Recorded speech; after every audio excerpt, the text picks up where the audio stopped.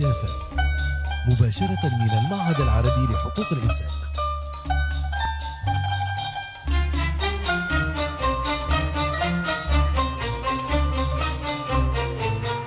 السيدة FM.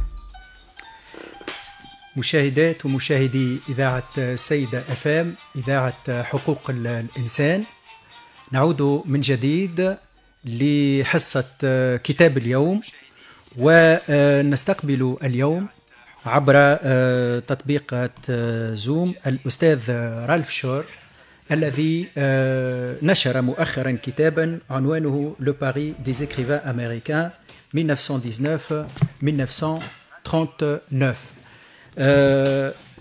وستكون هذه الحصة باللغة الفرنسية، ولكن سأقوم ربما بترجمة بعض الفصول في هذه الحصة. Monsieur Ralph Shore, bienvenue. Ralph Shore est un professeur d'histoire contemporaine, professeur émérite à l'université Côte d'Azur. C'est un spécialiste de l'histoire de l'immigration. Il a travaillé particulièrement sur l'opinion publique. Il a publié beaucoup de livres, je peux dire, je vais citer quelques-uns, et plus d'une centaine d'articles. Je rappelle également que Ralph Shore a été mon directeur de recherche lorsque j'ai préparé ma thèse de doctorat à l'université de Nice Sophia Antipolis. Parmi les publications de Ralph Shore les plus significatives, L'opinion française et les étrangers de 1919 à 1939, publication de la Sorbonne 1985, Nice et les Alpes-Maritimes 1914-1945, Nice pendant la Première Guerre mondiale, donc 1914-18, Crise et dictature en Europe dans l'entre-deux-guerres. Je continue, il y a d'autres publications de Ralph Shore, des publications individuelles et collectives bien évidemment. L'Église catholique au XXe siècle, paru chez Armand Collin en 1999. Paul Vérola, Une vie, une œuvre, Nice à Landis 2001. Histoire du comté de Nice, donc publié en 2007. Écrire en exil, les écrivains étrangers en France, de 1919 à 1939.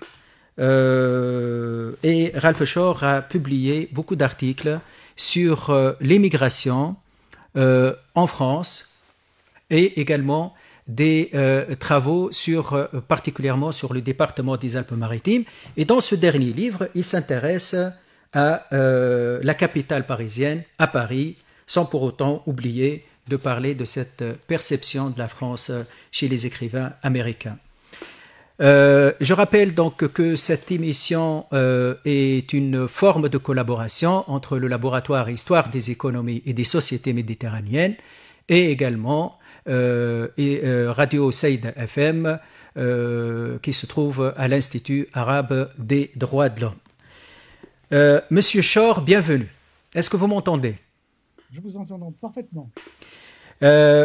Bienvenue et merci d'avoir accepté notre invitation qui nous donnera l'occasion de parler de votre livre Le Paris des écrivains américains 1919-39 paru chez Perrin et qui nous permettra également de vous poser des questions sur la construction de cet objet de recherche en lien avec vos travaux antérieurs et puisque cette science est suivie par certains étudiants, je vais peut-être me concentrer au moins dans la première partie, sur des aspects méthodologiques et sur votre apport méthodologique dans l'étude de cette question.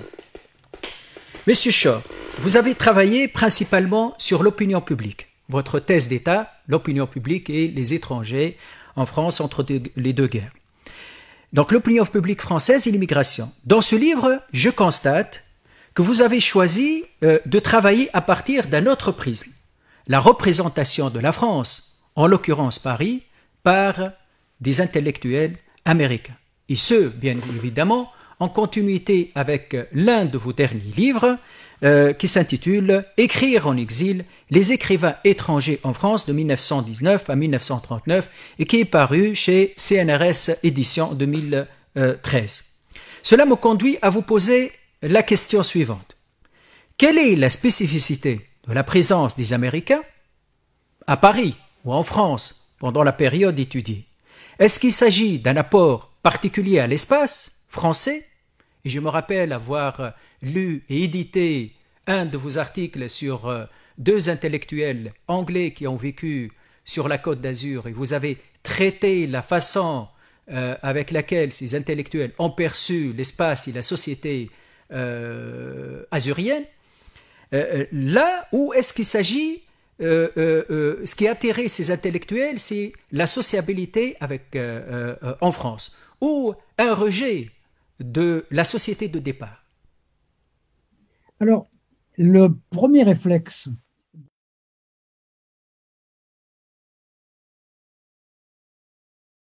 dans leur pays, leur première critique était celle d'une société américaine très jeune, c'est-à-dire presque infantile ou enfantine. Un grand écrivain femme américaine, Edith Wharton, dit que les Américaines, comparées aux Françaises, sont encore au jardin d'enfants.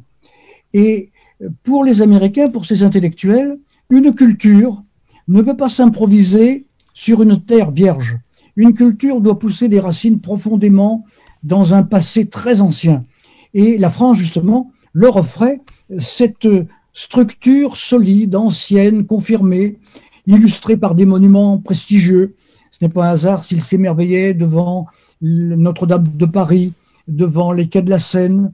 Et partout, disait-il, le passé parle, le passé est présent.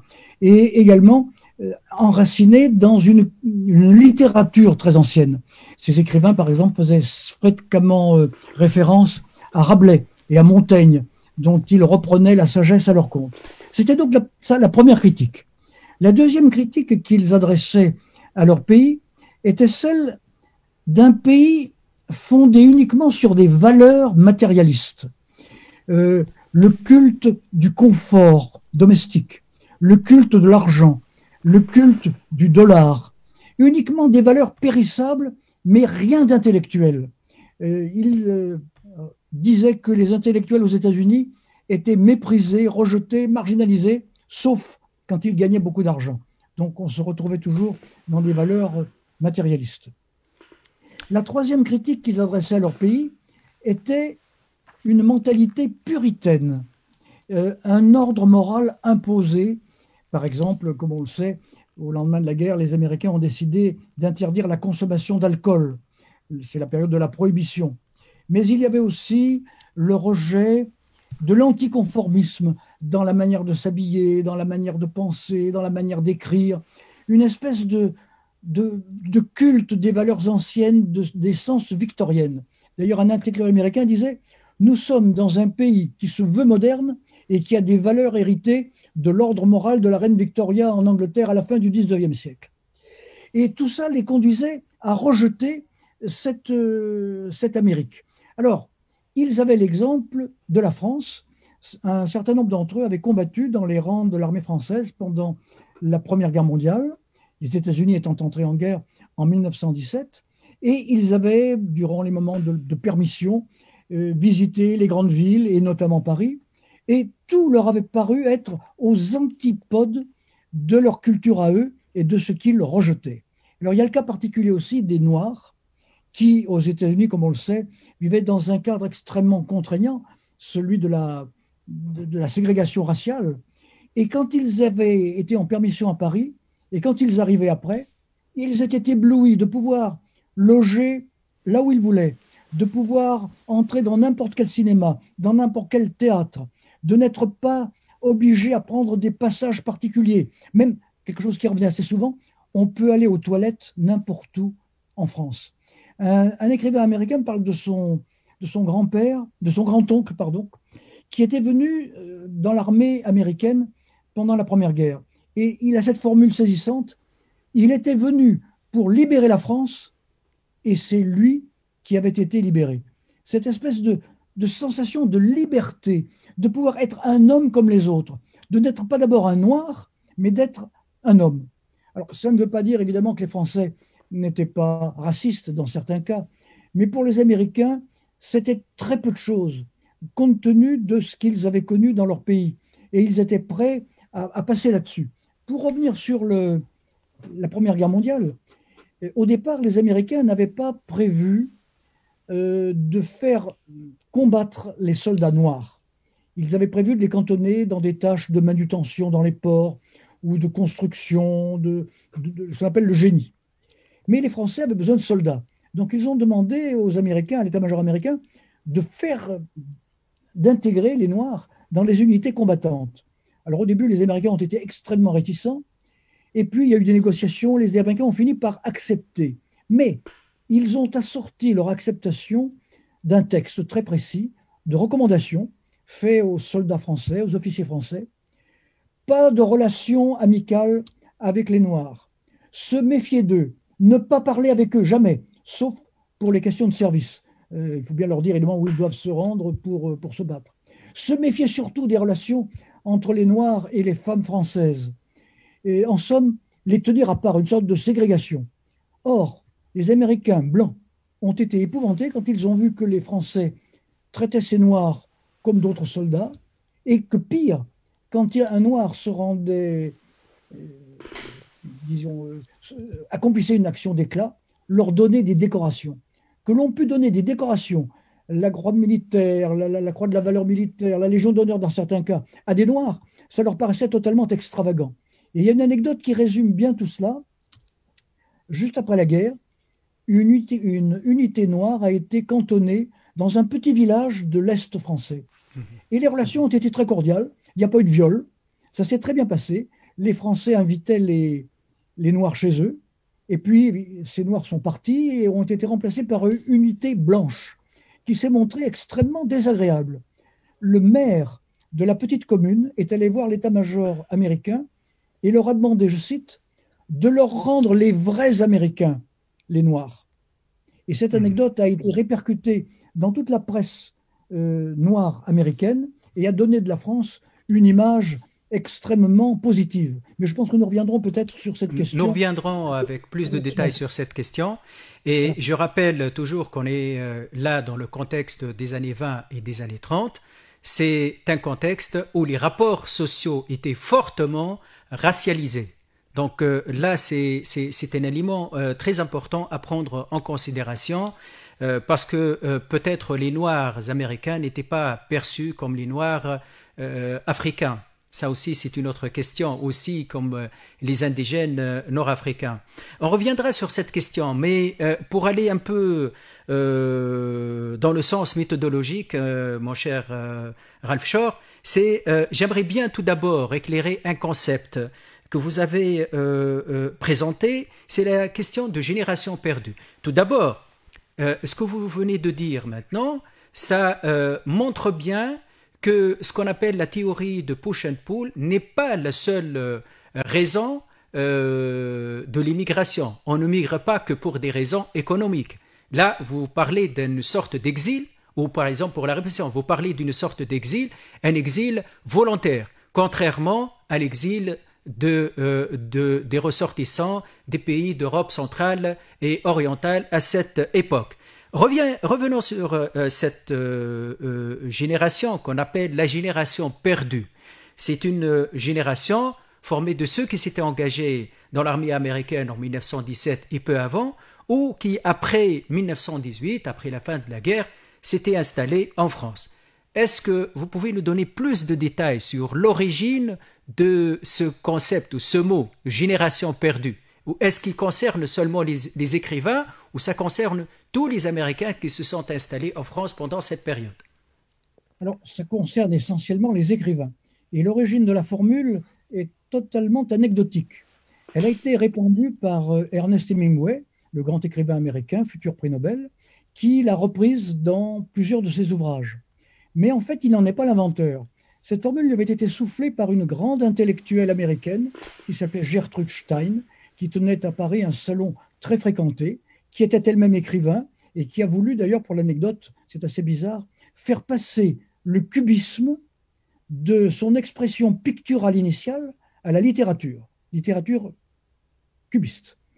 Et Gertrude Stein lui a soufflé cette formule qu'elle tenait de son garagiste. Ça peut paraître bizarre comme anecdote, mais c'est l'origine du mot. Elle avait une automobile qui avait des problèmes techniques. Elle l'a amenée dans un garage en demandant qu'on la répare. Le garagiste a donné ce véhicule à un jeune mécano qui, au bout d'un moment, est revenu en se déclarant incompétent pour effectuer la réparation. Alors le garagiste a soupiré.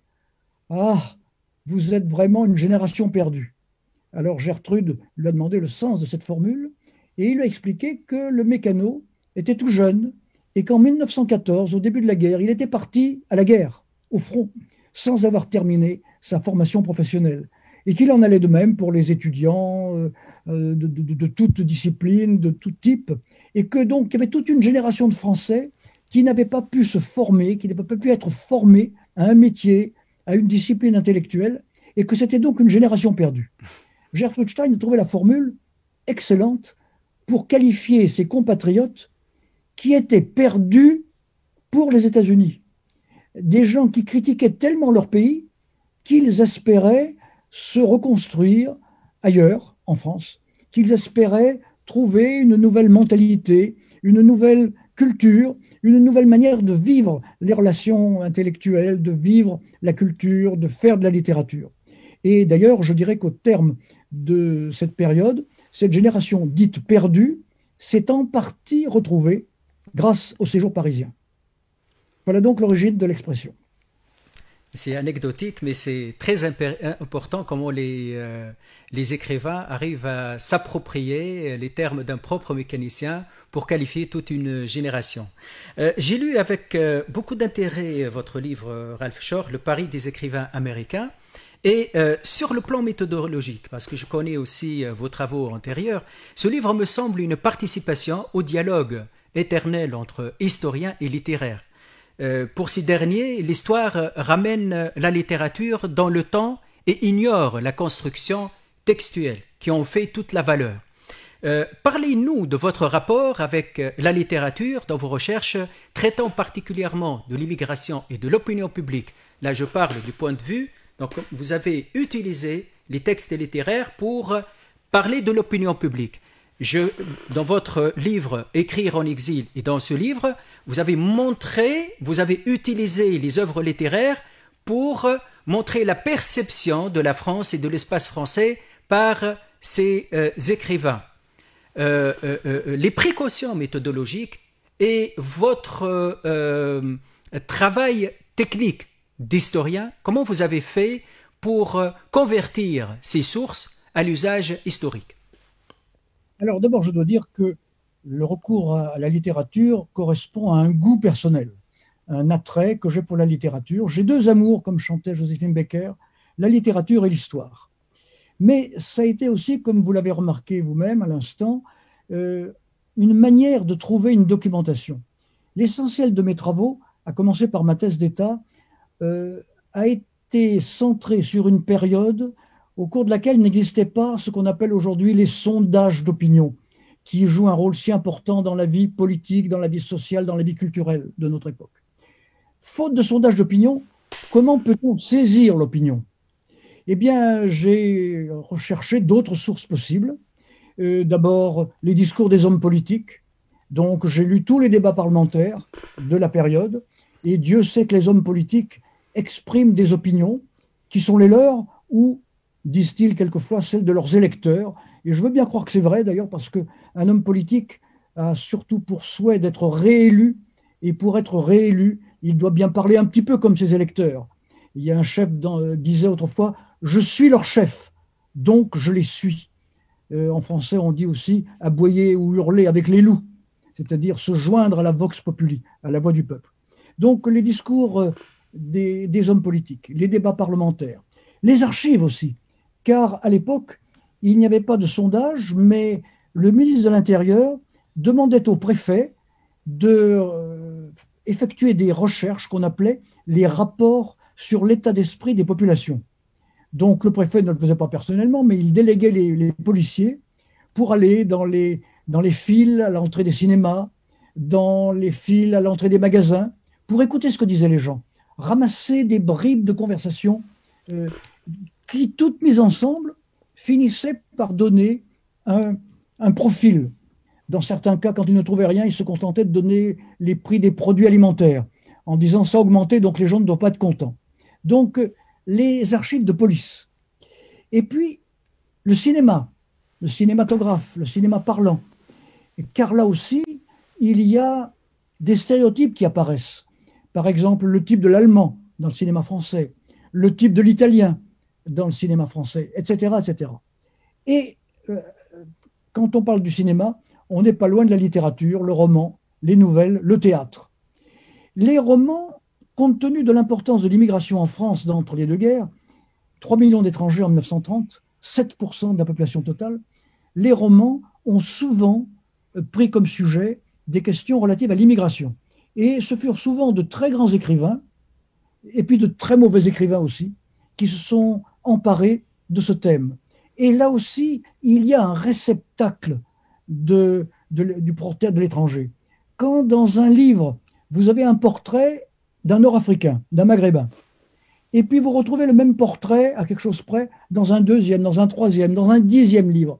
Je prends le cas des Maghrébins, mais ça peut être le cas pour toutes les nationalités. C'est donc bien qu'il y a là un stéréotype, un type humain qui se met en avant. Et quand vous retrouvez ce portrait dans les discours politiques, dans les articles de journaux, car j'ai beaucoup utilisé les journaux, j'ai utilisé à peu près 20 000 articles de journaux quotidiens, plus à peu près 10 000 articles de revues ou de journaux non quotidiens. Quand vous retrouvez chaque fois le même portrait, le même stéréotype, c'est que vous tenez un fait réel. Et vous pouvez en déduire que cela correspond à l'opinion. Et quand, je l'ai fait un petit peu, vous interrogez des personnes âgées. Quand j'ai fait ma thèse, ma thèse d'État, il y avait encore des gens qui avaient été adultes dans l'entre-deux-guerres. Et que vous leur posez des questions, et que vous voyez à nouveau ces poncifs, ces stéréotypes, ces lieux communs réapparaître, vous tenez une photographie de l'opinion d'autrefois. Voilà la raison pour laquelle j'ai utilisé la littérature. Mais la littérature ne donne pas que des portraits nationaux. Elle vous donne des renseignements qui sont rarement dans les archives étant la première matière utilisée par les historiens. Mais le journal, le livre vous donne le climat de l'époque, les parfums, les réactions, des descriptions de rue, des scènes de rue. Ces historiens américains dont nous parlons aujourd'hui vous décrivent le vieux Paris, le Paris populaire, avec des rues grises, noires, suintantes d'humidité le soir, un style très expressionniste. Ils vous montrent la prostituée qui attend le client sous la lumière rouge de la maison de passe. Ils vous montrent le balayeur de la rue qui balaye tristement le pavé. Ils vous montrent les enfants qui sortent de l'école, habillés avec un petit tablier noir, comme c'était le cas à l'époque, et avec au pied des galoches, des godasses en bois qui crépitent sur le pavé quand ils se poursuivent les uns les autres. Il vous montre la ménagère avec son panier sous le bras qui va faire les commissions. Vous avez en somme le portrait du décor. Et vous allez me dire, est-ce que le talent de l'écrivain joue un rôle là-dedans? Non. Je dirais même que dans certains cas, l'écrivain médiocre, le mauvais écrivain, qui n'est pas passé à la postérité et pour de bonnes raisons, parce qu'il n'avait aucun talent, est peut-être plus utile, ou en tout cas aussi utile que le grand génie littéraire. Parce que cet écrivain médiocre vous donne une photographie de la réalité, donc des portraits extrêmement fidèles, des photographies très fidèles, alors que le grand écrivain a tendance quelquefois à transposer la réalité. Mais puisque nous parlons du racisme, je cite un grand écrivain, Paul Morand. Paul Morand. Et dans un de ses articles parus autour de 1930, il parle des Noirs. Et il a cette formule saisissante. Et maintenant, faites entrer les nègres, car on retrouve leur ricanement lipu au chevet de toutes les civilisations blanches moribondes. Eh bien, ce qu'il dit de manière littéraire, c'est ce que dira le pauvre type qui crie sale nègre quand il voit passer un noir dans la rue.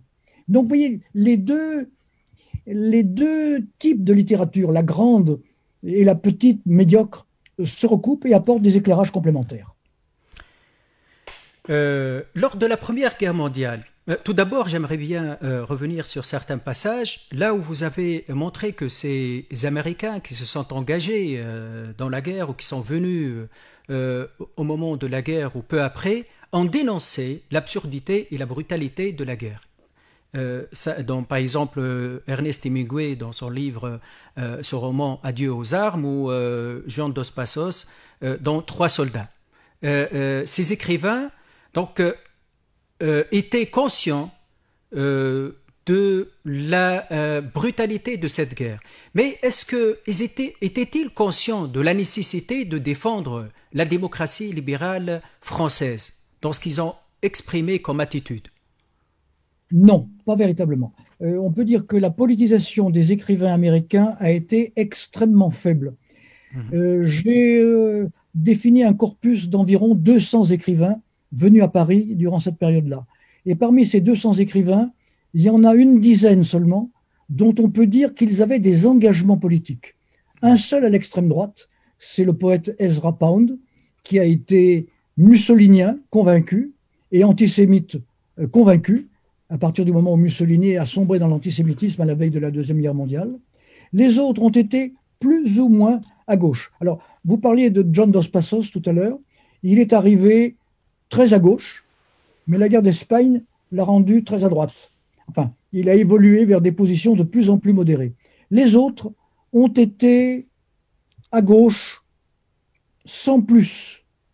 Ils ont, par exemple, été sensibles aux horreurs commises par les franquistes pendant la guerre civile d'Espagne. Anaïs Nin est allée à des meetings où André Malraux prenait la parole, et également Dolores Ibarruri, plus connue sous le nom de la Passionaria, grande oratrice antifranquiste. Donc ils ont été... Mais, je reprends le cas d'Anaïs Nin, elle écoutait ces discours, mais elle avait l'impression que les communistes étaient les esclaves d'une autre dictature, celle de Staline, et que être communiste, c'était une autre forme d'esclavage. Donc elle a résolu la question en se livrant à des actions d'entraide, d'actions de charité, si on peut dire, à l'égard des victimes de la guerre d'Espagne. La plupart ont été, je vous l'ai dit, neutres. Ça a été le cas d'Henri Miller, par exemple, qui, pendant l'époque du Front populaire, a été pris dans une manifestation de rue et qui n'a eu qu'une envie, c'est de s'en dégager avec la peur de recevoir un mauvais coup. Et une fois rentré chez lui, il a écrit « Je ne suis ni pour ni contre, je suis neutre, je suis neutre, je suis neutre ». Donc c'est tout à fait significatif. Alors, évolution dans l'autre sens, Jeannette Flanner, grande journaliste américaine à Paris, qui a passé toute sa vie à Paris, qui était neutre elle aussi au départ, peu à peu a évolué.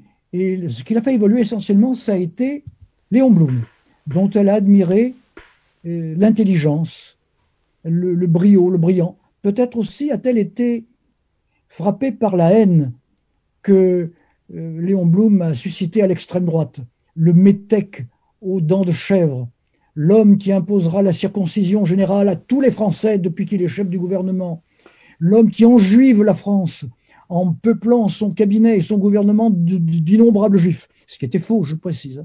Et alors, peu à peu, cette sympathie qu'elle a éprouvée pour ce qu'elle appelle le grand intellectuel Blum, juif, elle l'a conduite à approuver le socialisme. Et elle a franchi le dernier pas au moment de Vichy, quand le maréchal Pétain est devenu le chef de l'État français, et elle a fait un livre cinglant sur le maréchal Pétain, dans lequel elle disait qu'il n'avait qu'un seul mérite, c'était d'avoir vécu longtemps, et que cet homme-là avait plus peur des Juifs que des nazis allemands. Voilà, donc, oui. Encore une fois, ça concerne une population marginale d'écrivains, l'engagement. Oui, ça s'explique aussi par le fait que l'exil de ces Américains n'était pas un exil politique, à l'instar des exilés allemands ou italiens et espagnols en France pendant cette période. Exactement. Et en plus, ils n'avaient pas un contact très intime avec les grandes idéologies européennes. Le fascisme, le nazisme, le stalinisme, tout ça étaient des mots, mais qui ne correspondaient pas à une réalité vécue dans leur jeunesse aux États-Unis. Et arrivés sur place, ils ne s'y intéressaient pas plus que cela. Il y avait une école, par exemple, à Paris, d'écrivains prolétariens, Henri Poulaille, Eugène Daby et bien d'autres. Eh bien, ils ne les citent jamais. Ils ont comme amis des grands écrivains comme André Gide, Paul Valéry, etc., etc., mais pas ces écrivains populaires. Ce n'est pas quelque chose qui est dans leur constellation mentale. Et puis, comme vous le dites, ce ne sont pas des réfugiés politiques. Ils savent qu'ils peuvent rentrer chez eux dans ce cadre bourgeois, routinier et conservateur américain. Lors de la Première Guerre mondiale, vous avez dit tout à l'heure que l'attitude de l'état-major français et des civils était différente du commandement américain par rapport à la population noire, qui était des soldats. Cette attitude était-elle liée au début du renversement du racisme anti-noir ou du fait que les Afro-Américains étaient perçus comme des libérateurs?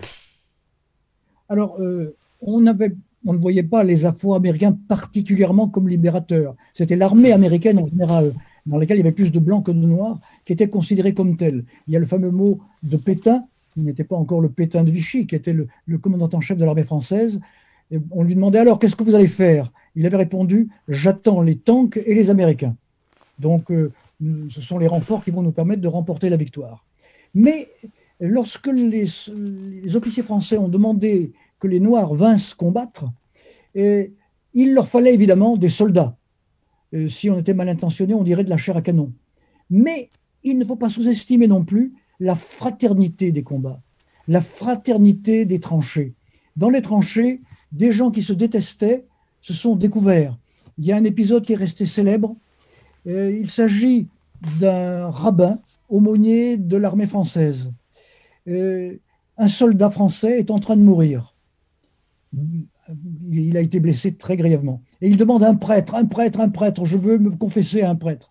Et il se trouve que l'aumônier catholique est pris dans une autre tranchée. Il ne peut pas revenir. Alors le rabbin ramasse par terre 2 bouts de bois, il les attache en forme de croix avec un bout de ficelle, et il se présente près du mourant français, et il lui dit ce que pense-t-il, le prêtre français lui aurait dit, et le soldat meurt apaisé. Et l'histoire n'est pas tout à fait finie. Les combats continuent, le rabbin est blessé grièvement, et le prêtre français est de retour à ce moment-là. Et c'est le prêtre français qui assiste le rabbin. Donc tout ça, ça compte beaucoup dans ce qu'on appelle la fraternité des tranchées. Et le partage de la vie épouvantable qu'on menait, le partage des dangers, des peurs, tout cela a fait que les Français ont vu dans les Noirs tout simplement des camarades de guerre, et non pas des Noirs, ou accessoirement et très secondairement des Noirs. Voilà ce qui a fait cette fraternité qui a beaucoup frappé les soldats afro-américains. J'ai constaté dans divers passages de votre livre que vous avez évoqué plus ou moins la métamorphose de l'engagement des Noirs pour défendre leurs droits.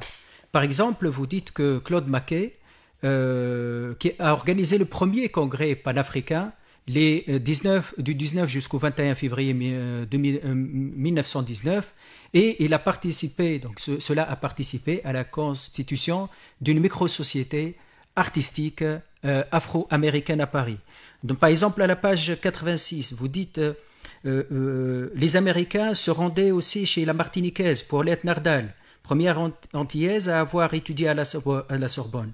Avec ses sœurs, elle travaillait à l'éveil d'une conscience noire. Chez elle, les Américains rencontraient les chantres de la négritude, Léopold Sédar Senghor, Aimé Césaire, Lian Gontran Damas plutôt.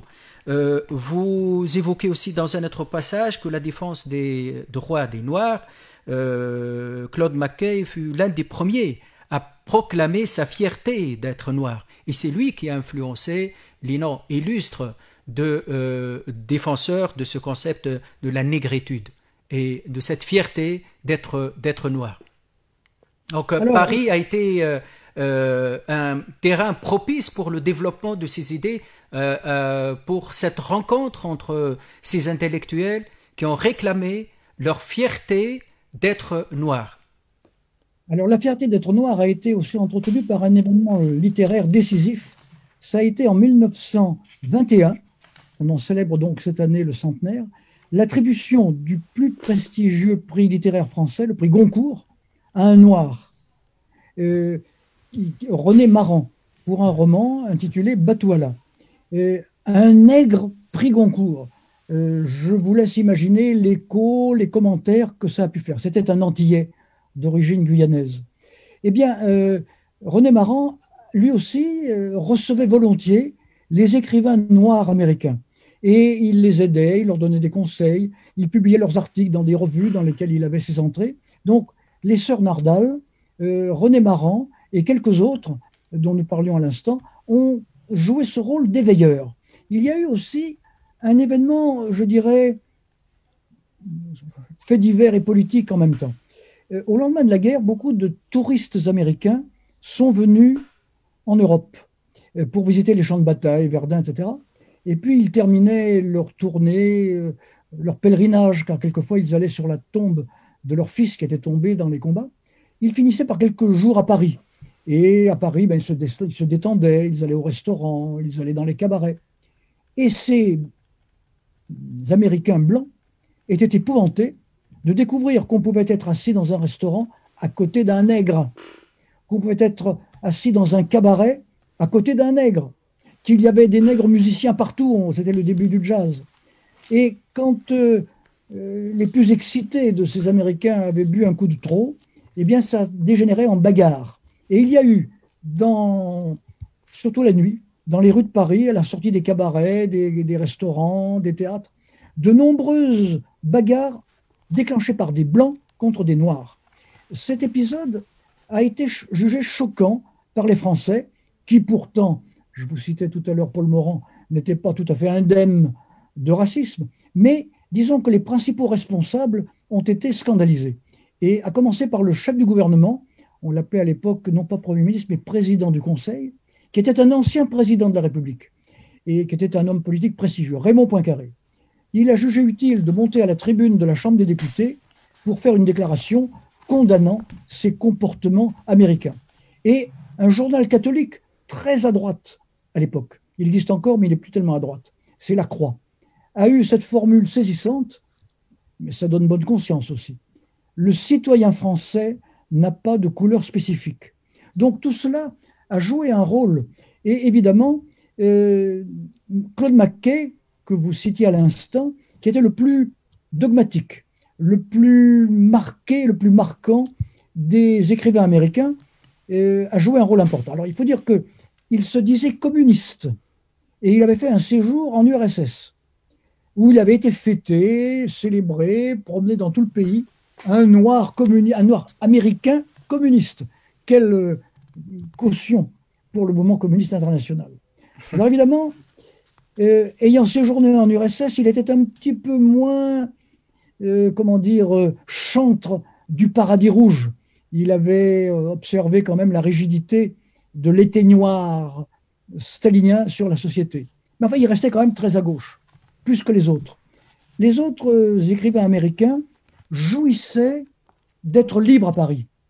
Lui allait plus loin dans son raisonnement. Et il disait, oui, mais cette France, bien sûr, on y est plus heureux que dans notre pays à nous, avec la ségrégation épouvantable. Plus heureux qu'en Russie, où la liberté n'existe pas.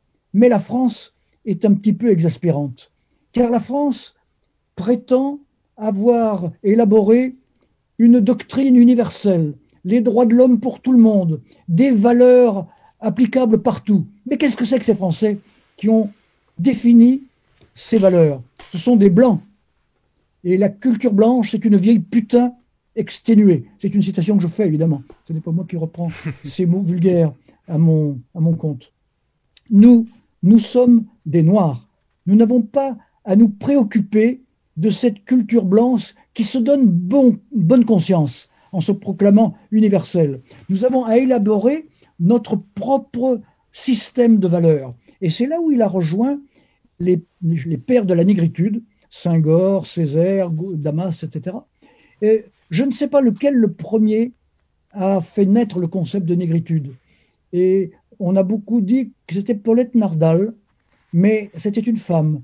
Et en ce temps-là, les femmes n'étaient pas aussi estimées que les hommes.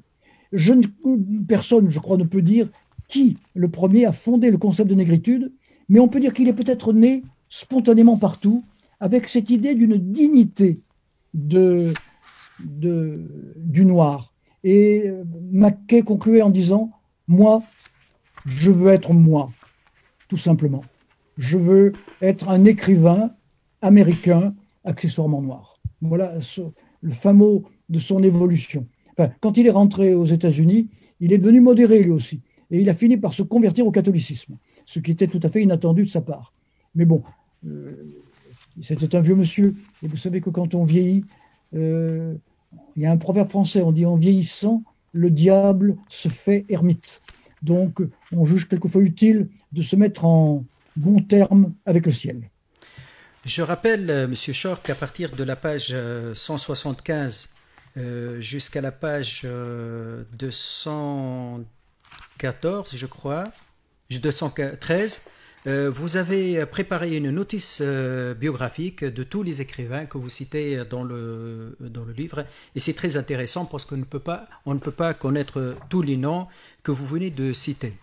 Revenons à Paris, la ville qui est au cœur de ce livre.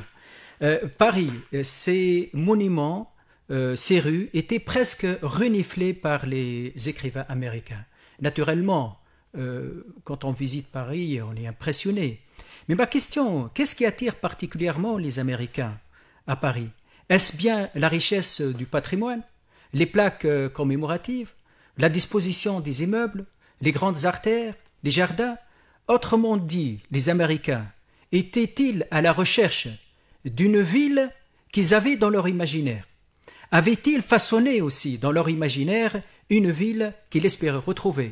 Et là, je vais prendre quelques citations qui peuvent correspondre à la réalité de l'époque ou être peut-être un fantasme ou un imaginaire. Par exemple, Henri Miller disait « Paris vous accueille sans distinction de race, de croyance ou de couleur ». Je crois que même dans votre livre sur l'antisémitisme en France entre les deux guerres, Prélude à Vichy, vous dites le contraire. Gertrude Stein. Les Français n'abandonnent pas volontiers le passé. En fait, ils ne l'abandonnent jamais. William Carlos. Nulle part ailleurs on ne trouvait cette réserve, ce respect de la liberté de l'individu qui permettait à des créatures comme nous, Américains, ivrognes, bruyants, souvent obscènes, de vivre dans leur ville. Ce n'est pas le cas de tous les Américains. J'ai aussi relevé d'autres passages. À la page 107, Ernest Hemingway avait écrit « En Europe, nous considérions alors le vin comme un aliment normal et sain, aussi comme une grande source de bonheur, de bien-être et de plaisir. Boire du vin n'était pas un signe de snobisme ou de raffinement, ni une religion. C'était aussi naturel que de manger. » Je rappelle qu'à cette période, aux États-Unis, je crois l'alcool était interdit. Est-ce qu'on voyage à Paris juste pour pouvoir boire tranquillement? La drogue aussi. Donc la drogue circulait facilement à Paris pendant les années folles. Dans les cabarets, les employés proposaient à l'entretien des lavabos ainsi que certains serveurs marchands de cigarettes. Aussi, vous avez présenté la ville à travers donc, les écrits de ces Américains comme une ville érotique. Feu Dominique Khalifa l'a bien montré pour la belle époque. Et bien évidemment, Paris, c'est une ville où on se sent libre. Là, vous rajoutez aussi, je crois qu'une expression d'Henri Miller, qu'à Paris, tous les comportements semblaient possibles, un peu comme s'ils faisaient partie de la vie quotidienne. Henri Miller disait « Je n'ai jamais vu une ville comme Paris pour la variété de la pâture sexuelle ». Et bien évidemment, vous avez évoqué les aventures sexuelles, hétérosexuelles, homosexuelles de ces écrivains et de ces écrivaines américaines. Est-ce que les Américains... bon, une deuxième question qui se rajoute à la première sur cette perception de Paris entre l'imaginaire de ces Américains et la réalité. Est-ce que les Américains ont contribué plus ou moins entre les deux guerres à la libération de la femme? Je sais qu'il y a des Françaises qui se sont rebellées contre l'ordre, je dirais pas l'ordre moral, mais l'ordre établi. Mais aussi, est-ce que ces étrangers ont contribué à libérer les Françaises et les Français de leur, de cette euh, bon, j'utilise entre guillemets, de cet ordre moral établi et qui est sanctionné parfois par la loi aussi? Alors, pour répondre à cette question, enfin à cette série de questions, je citerai une femme écrivain, une femme justement, mais pas américaine, mais ce qu'elle a dit peut s'appliquer aux Américains. C'est une femme qui s'appelait Banine, qui venait d'Azerbaïdjan et qui a été une grande intellectuelle, qui a écrit beaucoup de livres, etc. Et elle écrit dans ses souvenirs: c'est bon, c'est dans mon lointain pays, l'Azerbaïdjan, que je me sentais exilé. Et c'est à Paris que je me suis senti libre, que je me suis senti chez moi. Eh bien, pour beaucoup d'Américains, c'est un peu la même chose. Paris, c'était une ville fantasmée, et au début, en tout cas, de leur séjour parisien, ils avaient l'impression que leur fantasme prenait corps, prenait vie, que c'était une réalité. Cette jouissance dont vous avez parlé, la jouissance de l'alcool, de la drogue, du sexe, pouvait être assouvie sans aucun problème à Paris. Par exemple, Henri Miller, très porté sur le sexe, avec sa compagne Anaïs Nin, très portée sur le sexe elle aussi, toutes les formes de sexe, tous deux allaient tout simplement en pèlerinage dans des maisons closes pour observer comme des journalistes, mais aussi pour, comment dire, consommer la marchandise offerte à ceux qui payaient. Donc, ça, c'était la possibilité qu'offrait Paris. Et ils avaient l'impression que tout cela était possible sans que la sanction morale, juridique, fût aussi lourde qu'aux États-Unis. Par exemple, à Paris, il n'était pas possible d'importer des livres érotiques, mais il était possible de les imprimer. Alors évidemment, des éditeurs américains se sont lancés dans ce chemin et ont gagné de l'argent en imprimant des livres érotiques pour lesquels il y avait une clientèle, chez les touristes et chez les Français aussi. Donc, ils découvraient une ville conforme à leurs rêves, conforme à leurs aspirations. Est-ce que ce rêve durait toujours? Pour certains, oui. Quand Anaïs Nin a dû quitter la France à la veille de la guerre, elle a dit « Je savais que nous quittions notre vie romantique ». D'autres, elle-même d'ailleurs, commençaient à éprouver quelques désillusions avant de partir. Ils découvraient que certains Français, effectivement, étaient moins hospitaliers qu'ils ne l'avaient cru, que certains avaient des idées un peu étroites, que Paris n'offrait pas le confort des maisons américaines, ne serait-ce même que dans le domaine des toilettes. Hemingway a longuement décrit les toilettes communes sur chaque palier, toilettes dites à la turque, c'est-à-dire sans siège, n'est-ce pas, avec juste 2 emplacements pour mettre les pieds, et les odeurs qui allaient avec. Donc cet inconfort, cet archaïsme parisien en matière d'hygiène les a beaucoup choqués. Et puis la routine de la vie parisienne, un train-train, la volonté de cultiver son jardin, comme dit Voltaire à propos de Candide. Alors quelques-uns finissaient par trouver la vie parisienne un peu morne et les valeurs parisiennes un peu étroites.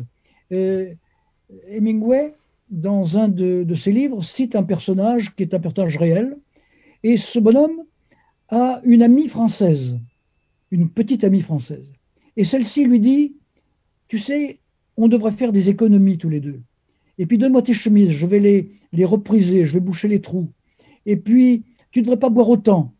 Alors il explose. J'en ai marre, il dit même, pardonnez-moi l'expression, il dit merde, j'en ai marre. Nous, Américains, nous sommes peut-être mal élevés, mais nous vivons. Nous faisons des bêtises, et faire des bêtises, eh bien, c'est vivre. Donc, cette vie étriquée finissait par lasser certains d'entre eux.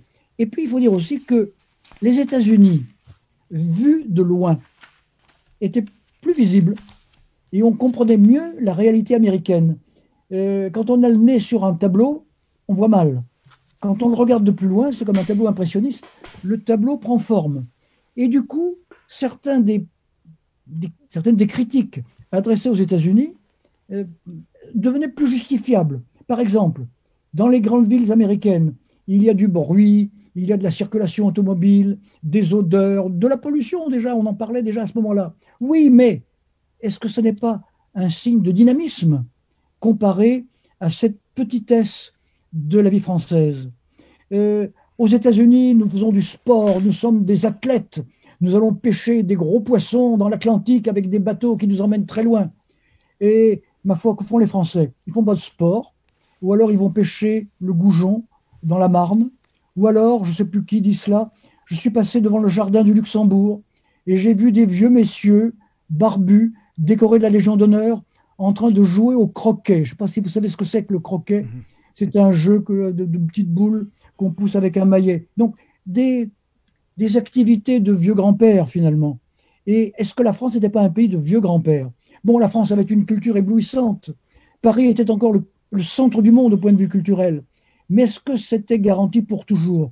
Est-ce qu'avec cette vie un peu étriquée, ce n'était pas un déclin qui s'amorçait en France?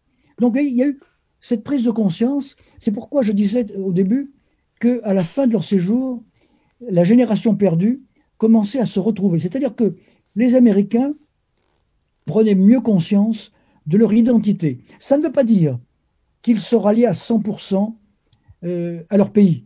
Ils gardaient au fond de leur cœur comme un héritage précieux ce qu'ils avaient découvert en France, les lectures qu'ils avaient pu faire en France.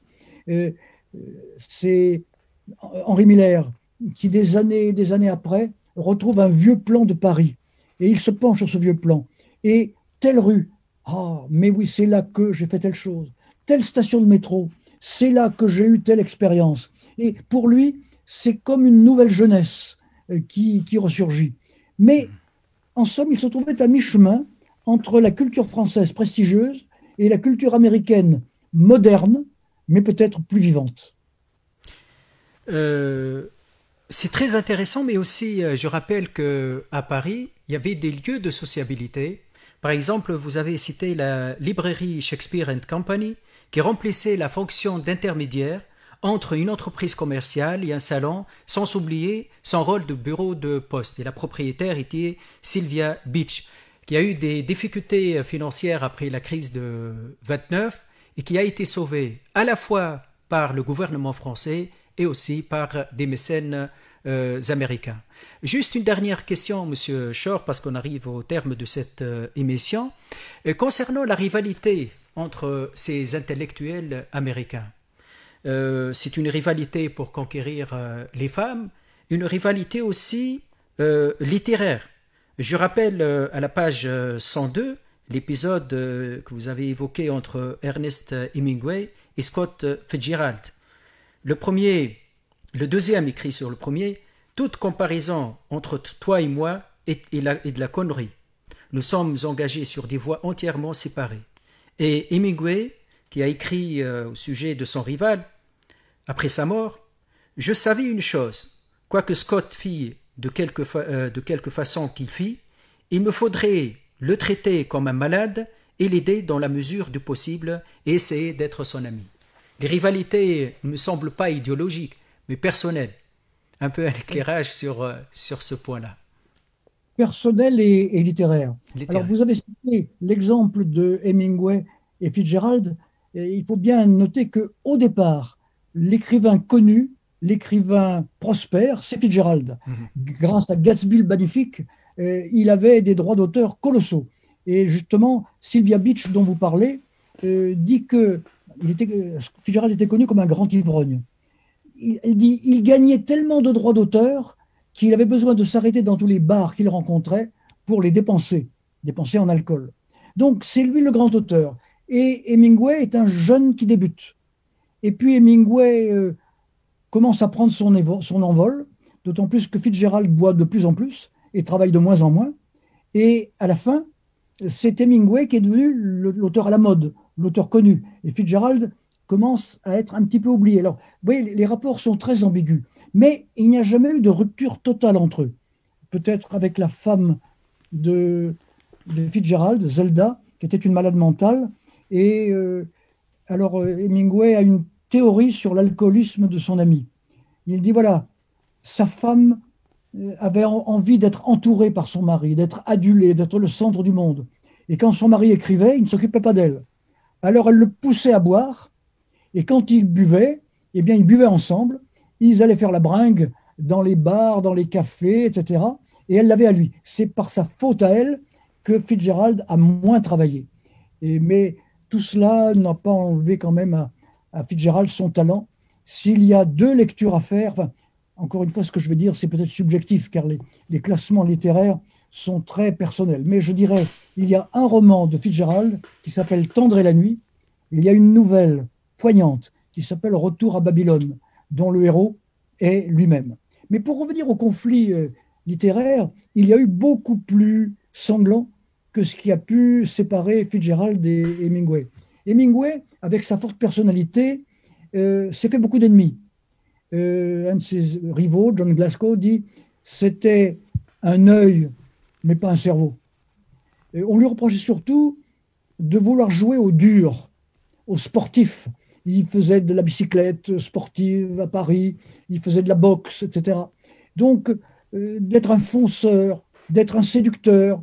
Et on disait, bon, il se la joue dur, mais ce n'est pas un vrai dur, c'est un faux dur. C'est quelqu'un qui veut fuir les réalités. Et on peut rapprocher ça d'une certaine critique faite à la société américaine, dans laquelle certains écrivains américains disaient, chez nous, les gens se reçoivent beaucoup sur les fameuses parties. Ils font du golf à toute la journée. Ils ont une vie sociale considérable. Est-ce que ce n'est pas pour oublier le vide, la vacuité de leur vie réelle? Ils n'ont rien à faire, ils n'ont pas de valeur, donc ils se lancent dans un tourbillon matérialiste. C'était une critique qui était faite à Hemingway par les autres. Mais lui-même avait la dent très dure. Il parle de son collègue écrivain McCalmon en disant c'est un ongle incarné, une rodure, une pourriture. Vous voyez, les mots pouvaient être quelquefois très durs. Donc il y a eu des rivalités littéraires.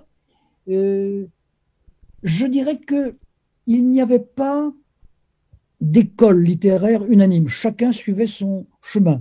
C'était des individualistes. Et chacun trouvait sa manière d'écrire. Pour Miller, pour Hemingway, la fréquentation des musées parisiens jouait un rôle très important. C'est Miller qui explique « Je regarde les tableaux de Cézanne et je sens que le peintre veut montrer une réalité qui n'est pas sur le tableau. » Eh bien, c'est exactement ce que je veux faire. Et Hemingway faisait chorus. Je veux montrer avec mes mots des idées qui ne sont pas contenues explicitement dans mes mots. Faire accéder à une réalité non visible. C'est ça la vraie littérature. Entrer dans un univers mental différent, avec des moyens différents. Et ils ajoutaient, ces moyens, je ne les connais pas explicitement, mais je sais qu'ils marchent. Et à Paris, ça marche. Et Hemingway, encore une fois, lui, disait, quand je veux écrire, j'arrête, je quitte mon bureau, je vais dans la rue, et je me laisse envahir par tout ce que je vois à Paris. Mon subconscient enregistre d'innombrables images. Et puis je rentre chez moi, je m'assois à mon bureau, et mon bras se met à écrire pratiquement tout seul. Et quelquefois, il dit, le texte s'écrit plus vite que mon cerveau ne marche, tellement j'ai accumulé de matériaux. Et Miller dit la même chose. C'est le talent aussi, Monsieur Shor.